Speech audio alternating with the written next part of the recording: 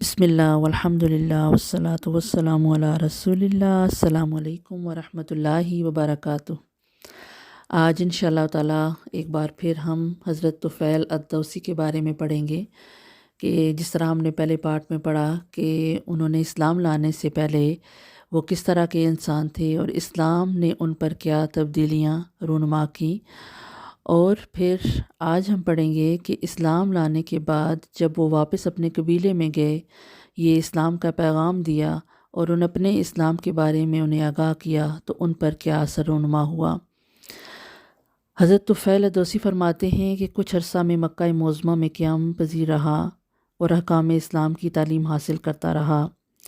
حتی الامکان اسی عرصے میں قرآن مجید کے کچھ اجزاء میں نے زبانی یاد کیے، اور جب میں نے اپنے وطن اور قوم کی طرف لوٹنے کا ارادہ کیا تو میں آپ صلی اللہ علیہ وآلہ وسلم کی خدمت میں حاضر ہوا اور کہا، یا رسول اللہ صلی اللہ علیہ وآلہ وسلم، میں ایک ایسا شخص ہوں کہ میرا قبیلہ میری بات مانتا ہے۔ اب میں ان کے ہاں واپس جا رہا ہوں اور وہ بھی اسلام کا داعی بن کر، تو دعا کیجیے کہ اللہ تعالیٰ مجھے کوئی ایسی نشانی عطا کر دے جب میں انہیں اللہ تعالیٰ کی طرف بلاؤں تو وہ میری مددگار ثابت ہو۔ اس پر آپ صلی اللہ علیہ وآلہ وسلم نے دعا کی، الہی اس کو اس طرح کی ایک نشانی عطا کر دے جو ہر اس وقت اس کے کام آئے جب بھی یہ خیر و بھلائی کا قصد کرے۔ سبحان اللہ۔ حضرت طفیل الدوسی فرماتے ہیں، میں جب وہاں سے اپنے وطن کی طرف چل پڑا اور اپنی بستی کے قریب ایسے مقام پر پہنچا جہاں سے قوم کے در و دیوار صاف نظر آ رہے تھے، تو کیا دیکھتا ہوں کہ اچانک میری پیشانی پر چراغ کی مانند ایک روشنی دمک رہی ہے۔ میں نے خدا تعالیٰ سے التجا کی، الہی اس روشنی کو میرے چہرے کے بجائے کسی اور چیز پر منتقل فرما دے۔ وجہ یہ ہے کہ میری قوم میرا چہرہ دیکھ کر یہ کہہ دے گی کہ اپنا آبائی دین چھوڑنے کی اس کو یہ سزا ملی ہے۔ میرا یہ کہنا تھا کہ روشنی میرے چہرے سے ہٹ کر میرے نیزے کے بالائی حصے میں مرکوز ہو گئی۔ ایسا معلوم ہو رہا تھا جیسے کوئی قندیل نیزے میں جگمگا رہی ہے، اور جب میں پہاڑ کی بلندی پر پہنچ کے نیچے اتر کر اپنی قوم کے پاس آیا تو سب سے پہلے مجھے ملنے کے لیے میرا والد آیا جو بہت بوڑھا ہو چکا تھا۔ میں نے پوچھا، ابا جان مجھ سے دور ہی رہیں، میرا اور آپ کا اب کوئی رشتہ باقی نہیں رہا۔ باپ نے افسردہ ہو کر کہا، لخت جگر یہ کیسے؟ میں نے کہا، میں مسلمان ہو گیا ہوں اور میں نے حضرت محمد صلی اللہ علیہ وآلہ وسلم کے دین کی پیروی قبول کر لی۔ باپ نے بیٹے کی بات سن کر کہا، بیٹے اس سے کیا ہوتا ہے؟ میں بھی وہی دین تسلیم کر لیتا ہوں جو تیرا دین ہے۔ میں نے کہا، اچھا پھر آپ غسل کر لیجئے، اپنے کپڑے دھو کر اجلے کر لیجئے اور آئیے میں آپ کو وہی تعلیم دوں گا میں نے حاصل کی ہے۔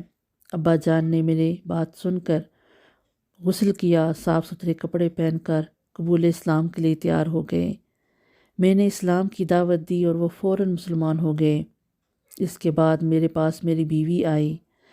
میں نے کہا، مجھ سے دور ہی رہو، تم مجھ سے دور ہی رہو گی تو اچھا ہے، میرے اور تیرے درمیان اب کوئی ناطہ باقی نہیں رہا۔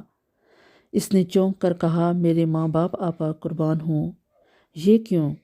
میں نے کہا، ہم دونوں میں عقیدے کی دیوار حائل ہو گئی ہے۔ میں نے دین اسلام قبول کر لیا ہے، حضرت محمد صلی اللہ علیہ وآلہ وسلم کی پیروی قبول کر لی ہے۔ اس پر میری بیوی نے کہا، اس سے کیا ہوتا ہے؟ میں بھی وہی دین اختیار کیے لیتی ہوں جو آپ نے اختیار کیا ہے۔ میں نے کہا، یہ بات ہے تو جاؤ اور ذوالشرا کے پانی میں غسل کر کے آؤ۔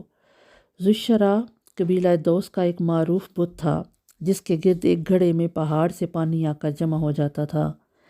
بیوی نے کہا، میرے ماں باپ آپ پر قربان ہوں، کیا آپ ذوالشرا سے ڈرتے نہیں؟ میں نے کہا، ہرگز نہیں، تم پر اور ذوالشرا پر ہلاکت نازل ہو۔ میں کہتا ہوں، جاؤ وہاں لوگوں کی نظروں سے اوجھل ہو کر نہا دھو لو۔ میں ضمانت دیتا ہوں کہ یہ گنگا بہرا بت کچھ بھی نہیں تمہارا بگاڑ سکتا۔ یہ حوصلہ افزا بات سن کر وہ گئی اور غسل کر کے واپس آ گئی۔ میں نے اس کے سامنے اسلام کی سادہ اور پرتاثیر دعوت پیش کی۔ جس کو اس نے خندہ پیشانی سے قبول کیا اور وہ مسلمان ہو گئی۔ سبحان اللہ۔ اس کے بعد میں نے براہ راست قبیلہ دوس کو اسلام کی طرف بلایا۔ حضرت ابو ہریرہ رضی اللہ تعالیٰ عنہ کے علاوہ ہر ایک نے اسلام قبول کرنے میں ہچکچاہٹ کا اظہار کیا۔ اس گروہ میں حضرت ابو ہریرہ رضی اللہ تعالیٰ عنہ ہی تنہا ایسے سلیم متبع شخص تھے جنہوں نے بغیر کسی تعامل کے اسلام کا پیغام دل کی گہرائیوں میں اتار لیا۔ حضرت طفیل رضی اللہ تعالیٰ عنہ بیان فرماتے ہیں کہ ایک دفعہ میں رسول اللہ صلی اللہ علیہ وآلہ وسلم کی خدمت اقدس میں حاضر ہوا اور حضرت ابو ہریرہ رضی اللہ تعالیٰ عنہ بھی میرے ساتھ تھے۔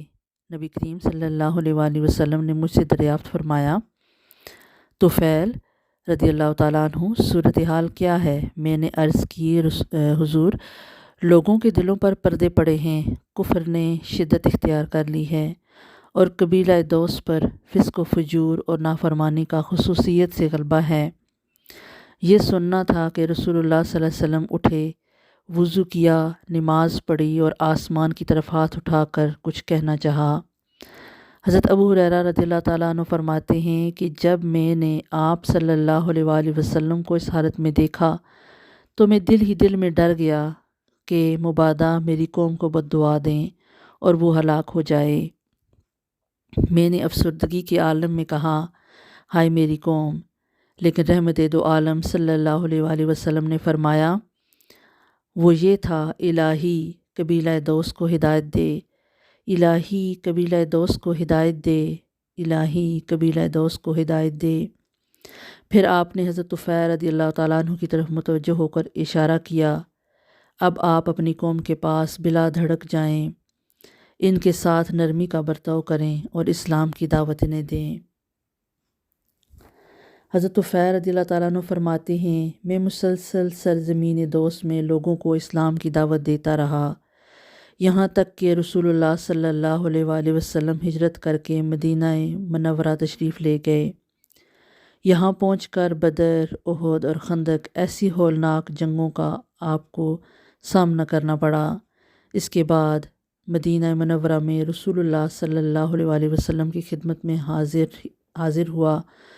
اسی دفعہ میرے ہمراہ قبیلہ دوس کے تقریباً 80 گھرانے تھے جو نعمت اسلام سے مشرف ہو چکے تھے۔ سبحان اللہ۔ اور ان کی اسلامی حالت بہت بہتر تھی۔ رسول اللہ صلی اللہ علیہ وآلہ وسلم ہمیں دیکھ کر نہ صرف بہت خوش ہوئے بلکہ دوسرے مسلمانوں کے ساتھ خیبر کے مال غنیمت سے ہمیں بھی کچھ حصہ عطا کیا۔ ہم نے التجا کیا، رسول اللہ صلی اللہ علیہ وسلم، یعنی ہر جنگ میں ہمیں بھی شامل حال رکھیے۔ حضرت طفیل رضی اللہ تعالیٰ عنہ فرماتے ہیں، اس کے بعد میں رسول اللہ صلی اللہ علیہ وآلہ وسلم کی صحبت میں رہا، یہاں تک کہ اللہ تعالیٰ کے فضل و کرم سے مکہ فتح ہو گیا